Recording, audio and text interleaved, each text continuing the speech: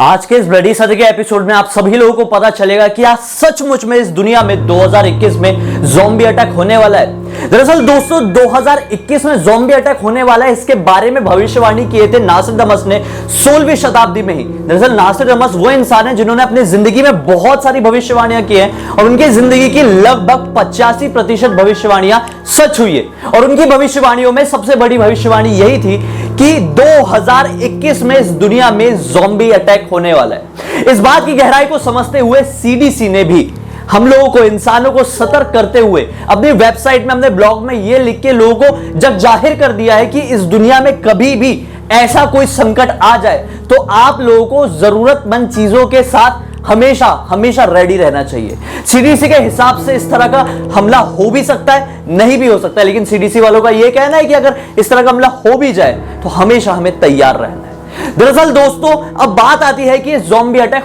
हो कैसे सकता है, कैसे ये वायरस दुनिया में फैल सकता है, इसकी बात की गहराई को समझते हैं। दरअसल आज की दुनिया में कोई भी ऐसा वायरस नहीं है जो ज़ॉम्बी जितना ताकतवर हो, लेकिन दोस्तों एक वायरस होता है, एक ऐसा बैक्टीरिया होता है जो चूहों के दिमाग में ज्यादातर पाया जाता है, जिसका नाम है टॉक्सोप्लाज्मा गोंडाई। दरअसल जब यह बैक्टीरिया चूहों के दिमाग में बढ़ जाता है ना, तो चूहे अपने आप बिल्लियों से अट्रैक्ट होने लगते हैं और बिल्लियों के पास चले जाते हैं, उनसे दोस्ती करने की कोशिश करने लगते हैं। लेकिन बिल्लियां तो अपनी आदत से मजबूर, बिल्लियां चूहों को खा लेती है। और जब बिल्लियां चूहों को खा लेती है तो ये जो बैक्टीरिया है, ये जो वायरस है, वो बिल्ली तक भी पहुंच जाता है और बिल्लियों को भी संक्रमित कर देता है। और वो बिल्लियों की वजह से वो संक्रमण इंसानों तक पहुंच जाता है। अभी तक ये जो बीमारी के केसेस हैं इस दुनिया में बहुत कम है और ये जो वायरस है, जो बैक्टीरिया है, वो इंसानों तक पहुंचते पहुंचते बहुत ज्यादा कमजोर हो जाता है। दरअसल ये इंसानों की प्रवृत्ति, यानी जब ये वायरस, ये बैक्टीरिया किसी भी चूहे के दिमाग में एक्टिवेट होता है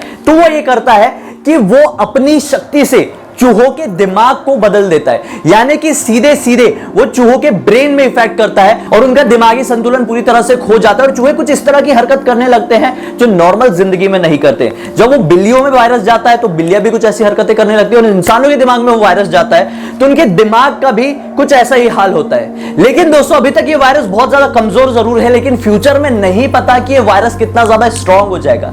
कहीं अगर बाय चांस ऐसा हो गया कि फ्यूचर में ये वायरस बहुत ज्यादा स्ट्रांग हो जाए और इंसानों में ये बहुत तेजी से फैलने लगे तो ये बेशक ज़ॉम्बी वायरस का रूप ले सकता है। यानी इंसान ऐसे आदमखोर मुर्दे बन सकते हैं जो कि चलते फिरते किसी भी इंसान को अपनी भूख बना लेंगे, किसी भी इंसान को काटेंगे और वो वायरस उस इंसान को इन्फेक्ट कर देगा और वो इंसान भी उसी के जैसा बन जाएगा और धीरे धीरे करते करते ये महामारी पूरी दुनिया में फैल सकती है। अगर हम एक रिसर्च की माने तो रिसर्चर्स का ये कहना है कि अगर ज़ॉम्बी अटैक इस दुनिया में हो गया तो केवल 100 दिन के ही अंदर ये पूरी की पूरी दुनिया ज़ॉम्बीज में तब्दील हो जाएगी और इंसानी सभ्यता पूरी तरह से खत्म हो जाएगी। वहीं पर हाल ही में एक स्टडी में यह पता चला है कि इस दुनिया का एटमॉस्फेयर, वेदर या फिर कह लो टेम्परेचर कुछ ऐसा है जिसकी वजह से ज़ॉम्बीज इस पृथ्वी में 2 दिन से ज्यादा सरवाइव कर ही नहीं पाएंगे। इस दुनिया में टेम्परेचर को छोड़ के अगर हम कीड़े मकोड़े और बैक्टीरिया की भी बात करें तो वो लोग भी ज़ॉम्बीज को 2 दिन से ऊपर टिकने नहीं देंगे।